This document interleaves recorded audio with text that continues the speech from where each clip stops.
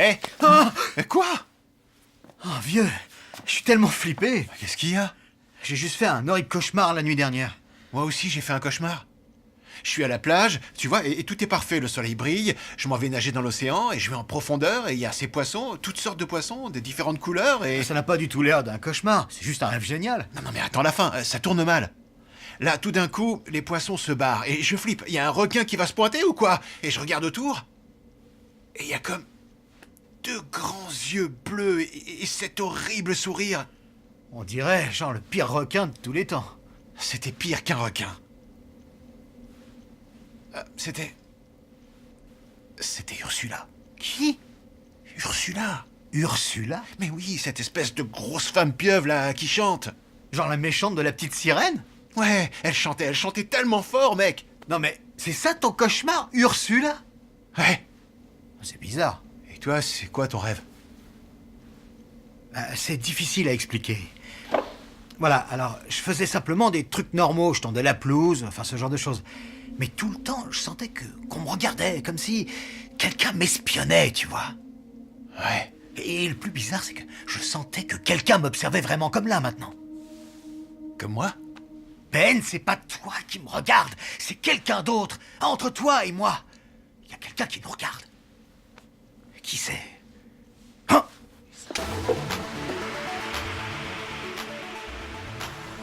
Mon anti-héros préféré, ce serait Megatron des Transformers. Tu sais, il est vraiment fantastique. Le bouffon vert. Probablement Hawk de Spider-Man. Je m'appelle Octavien, donc Hawk, tu vois, avec tous ses tentacules, c'est bien dingue, donc.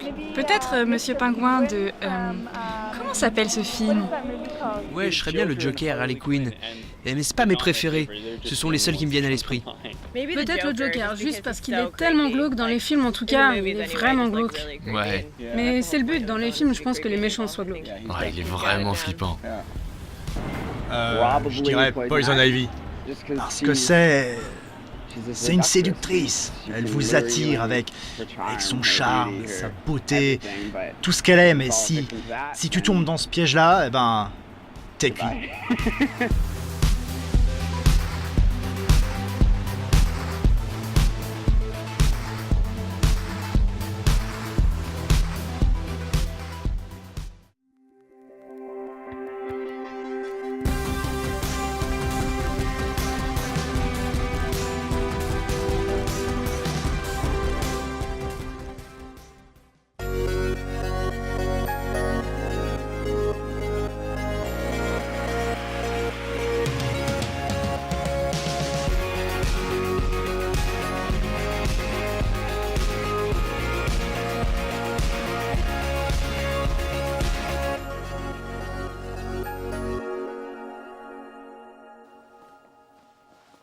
Je me rappelle d'un week-end à la fac. J'étais avec des amis, on était à une fête.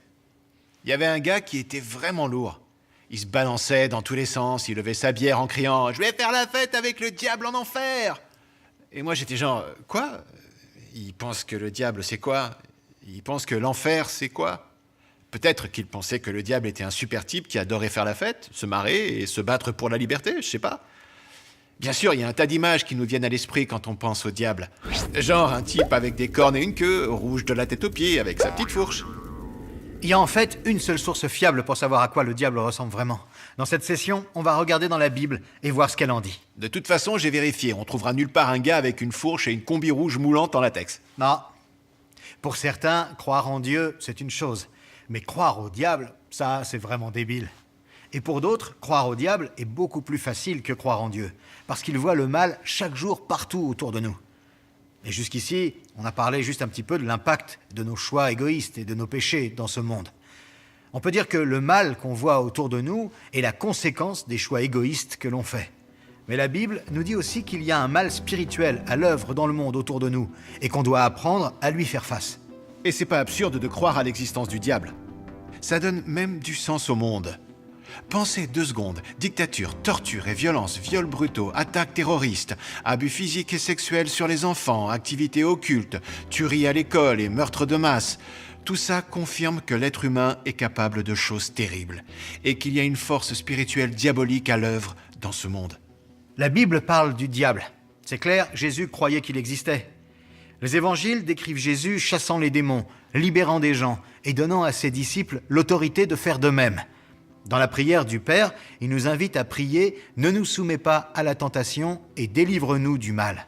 Vous allez dire, ouais, mais est-ce que tout le monde croyait pas au diable à l'époque? Mais en fait, c'est pas le cas. Au temps de Jésus, il y avait beaucoup de gens qui ne croyaient pas au diable. Qu'est-ce que la Bible dit d'autre à propos de lui? On ne dit pas grand-chose des origines de Satan. Il y a un indice dans Ésaïe 14 qui parle d'un ange déchu qui se rebelle contre Dieu. Et puis, Jésus dit qu'il a vu Satan tomber du ciel comme un éclair. On trouve des détails de ce qu'il fait dans le Nouveau Testament. On voit qu'il est décrit là comme un être spirituel qui déteste Dieu et qui dirige tout un tas de démons comme lui.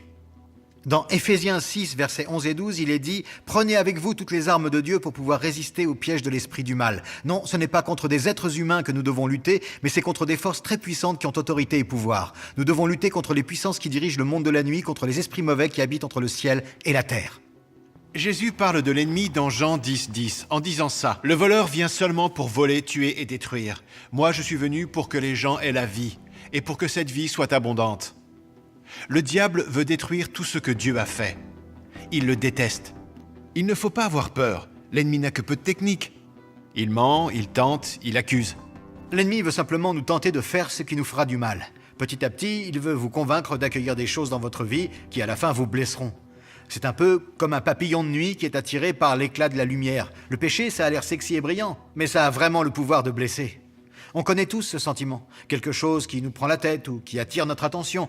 On sait que c'est mal, mais pour une raison ou une autre, c'est quelque chose qu'on veut vraiment faire. Et une chose est sûre, chaque fois qu'il essaie de vous tenter, il le fait avec l'intention de blesser. Imaginez votre mère qui achève le glaçage d'un bon gros gâteau au chocolat. Vous entrez dans la pièce et le voilà dans toute sa gloire. Vous approchez et bam! Intercepté par votre mère. Jason, ne touche pas ce gâteau. Ce n'est pas pour toi, c'est pour nous inviter demain soir. Et là, vous vous sentez vraiment mal. Mais pas moyen de penser à autre chose. Alors vous cherchez une distraction. Un autre truc à manger peut-être. Faut juste se changer les idées. Mais c'est comme si cette obsession vous suivait. Il est partout. Alors vous décidez de simplement goûter le glaçage. Allez, peut-être un tout petit peu plus. Oh, c'est si bon. Juste une bouchée. Là, c'est le milieu de la nuit et le gâteau vous obsède. Personne n'est là, juste vous et le gâteau. Alors vous avalez tout le centre, puis vous remettez le dessus du gâteau en place et arrangez le glaçage. Personne ne saura jamais. Mais impossible de dormir. Là, vous avez perdu les pédales. Vous êtes sous le charme du gâteau. Cette rivière de chocolat et ce bon goût sucré qui vous tient à la langue. À présent, un petit morceau ne suffit plus. Et avant de comprendre, vous avez tout avalé. Jason, t'as mangé tout le gâteau?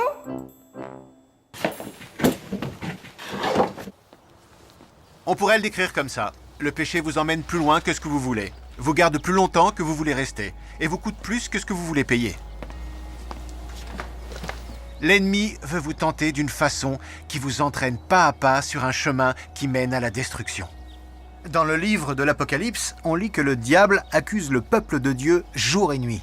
Il tient l'inventaire de tous les mauvais trucs que vous avez faits. Et bien qu'ils aient été pardonnés et oubliés par Dieu, il vous les balance à la tête. Il pointe son doigt accusateur et tente de vous convaincre que vous êtes exclus de l'amour de Dieu. Il veut vous écraser de culpabilité et de honte. Mais Jésus, lui, il veut vous retirer tous vos fardeaux et vous laver de tous vos péchés. On doit apprendre la différence entre la voix de conviction de Dieu et la voix de condamnation de l'ennemi. La voix de Dieu est claire et spécifique. Il voit quelque chose dans nos vies qu'il désire changer, alors que la condamnation, c'est simplement un poids de honte, de culpabilité et d'indignité. La conviction, c'est « j'ai mieux pour toi ». Ça, c'était mal, mais je te pardonne. Tu peux faire mieux que ça. C'est plein d'espoir et d'amour. La condamnation, c'est de la culpabilité et du désespoir. Ça dit « tu as tout foiré et t'as plus aucune chance de rattraper tout ça ». Dans Jean 8, Jésus appelle le diable le père du mensonge, comme pour dire « celui qui ment tout le temps ». Il nous ment à propos de Dieu, de ce qui est bien ou mal, et de nous-mêmes. On peut identifier certains mensonges. Des trucs du genre « tu vaux rien »,« les gens ne t'aiment pas »,« t'es pas du tout pardonné »,« Dieu peut pas aimer quelqu'un comme toi », ou « t'as rien à faire ici ». Il essaie de nous convaincre que l'amour de Dieu est valable pour tout le monde, sauf pour nous. Peut-être qu'on ne réalise pas qu'on croit ces mensonges, mais ils entrent dans nos cœurs et notre tête, et avant même de s'en rendre compte, on les croit déjà. On veut que vous sachiez qu'on parle pas de tout ça simplement pour vous effrayer. On veut juste que vous sachiez ça pour que vous soyez avertis, que vous puissiez faire face. En grandissant dans une amitié avec Dieu, vous serez de plus en plus attentif au travail que fait l'ennemi. Ça ne veut pas forcément dire qu'il y a plus de mal autour de vous, c'est simplement que vous en avez plus conscience.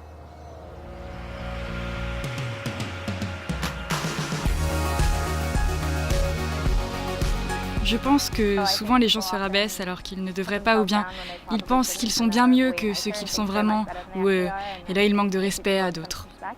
Si on voit quelqu'un dans un restaurant qui maltraite le serveur, on pense que c'est un abruti. Mais si on le fait, on se trouve un tas d'excuses pour justifier qu'on est quand même quelqu'un de bien. On est prêt à trouver des tas d'excuses à nos propres écarts de comportement. Toutes ces fois, on ne vit pas selon nos propres principes. Et puis on n'est pas prêt à tolérer cette même défaillance chez les autres. Je pense que si les gens étaient conscients de ce mensonge, le monde serait bien plus agréable à vivre. Je crois que les gens pensent à tort que Dieu existe. Peut-être on voit Dieu comme un Dieu méchant qui est là pour nous flinguer et qu'on ne peut pas vraiment l'approcher à cause de qui il est. Les gens pensent qu'ils doivent atteindre un certain niveau pour être aimés de Dieu. Je pense que c'est pour ça qu'ils ne veulent pas explorer la foi.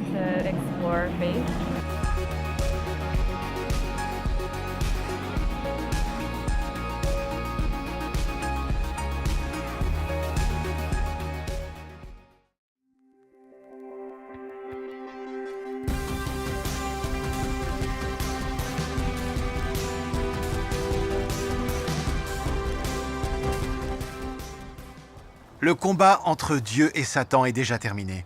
Dieu et Satan ne sont pas égaux. La Bible dit que l'ennemi a déjà été vaincu.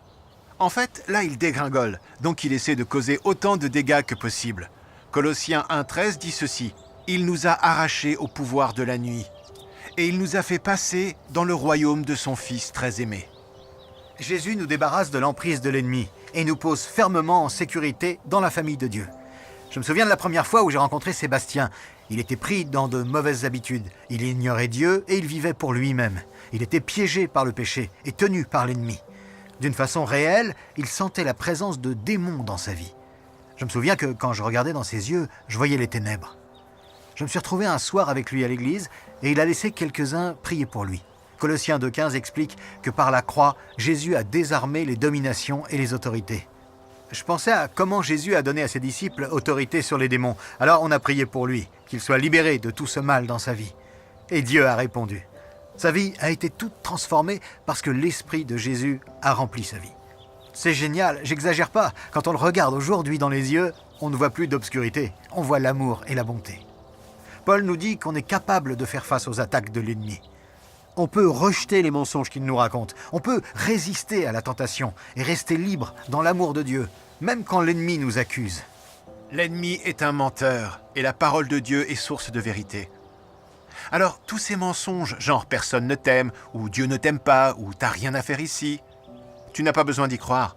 Tu peux plonger dans la Bible et trouver ce qui est vraiment vrai. Tu y trouveras ça, par exemple. Tu es pardonné, tu es aimé, et l'amour de Dieu pour toi est nouveau chaque jour. Éphésiens nous dit que la parole de Dieu est comme une épée dans ce combat. La Bible en tant que livre n'est pas cette arme.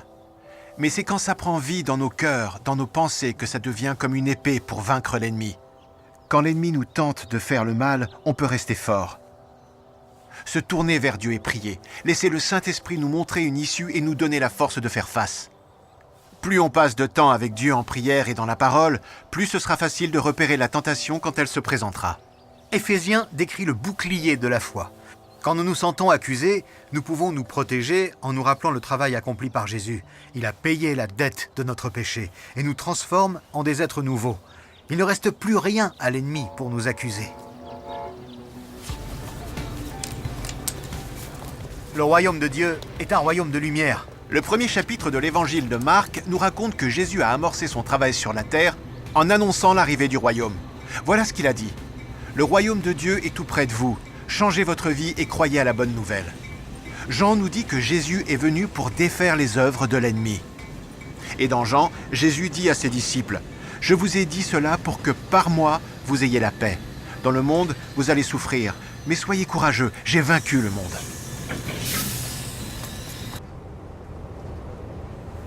On vit un moment passionnant de l'histoire. Jésus est venu et a dit que le royaume de Dieu est ici, Pourtant, il a aussi dit que c'est quelque chose qui vient dans un futur proche. Le royaume de Dieu, c'est maintenant et pas encore. Vous et moi, on se tient sur le seuil de 2 royaumes.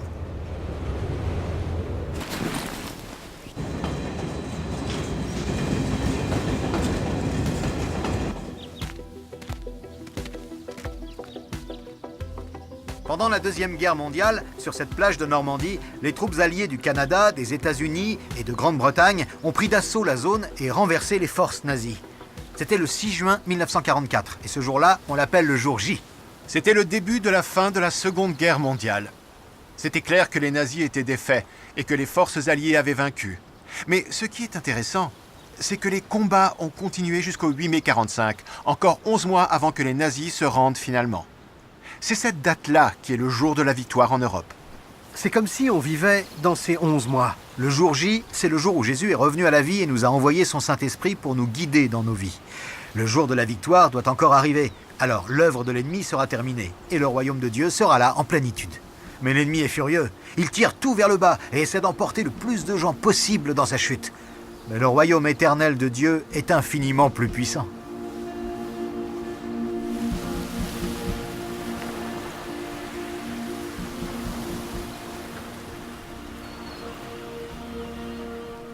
Se battre contre le mal, c'est assez compliqué parce que je ne sais pas qui est le mal.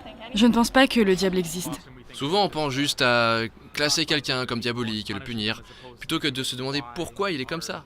Ne pas faire aux autres ce que vous ne voulez pas qu'on vous fasse. Tu vois, ce n'est pas être un crétin. Si tu vois un truc qui se passe mal, interviens, simplement. Reste pas là si rien faire, ok? Traite les autres comme tu voudrais qu'ils te traitent. D'un seul coup, offrir la grâce et le pardon sans réfléchir tout le temps. Être bon. Si tu veux devenir un chrétien et que ça te rend bon, génial. Si tu veux devenir un bouddhiste et que tu deviens bon, alors c'est ce qu'il faut faire. Se tourner vers Jésus, ce serait, la première chose, En réalisant que par lui, on peut vaincre tout le mal.